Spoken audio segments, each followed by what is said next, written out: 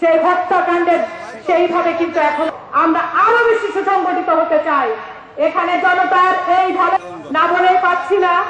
আর যেহেতু মামুনের জন্য আজকে এই স্মরণ সভা দ্রুত খুঁজে বের করে, কারণ সরকার আপনাদেরকে নিয়োজিত করেছে এই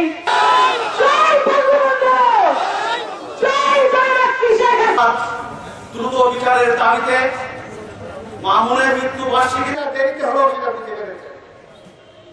যে কারণে ঘটনা ঘটেছিল আপনাদের স্মরণে আছে। আজকের এই দিনটি এখন আসবেন, একটু সময় হাতে করে নিয়ে আসবেন এবং দৃঢ়ভাবে আসবেন যে মিটিংকে হত্যা করা হয়েছিল নৃশংসভাবে। তার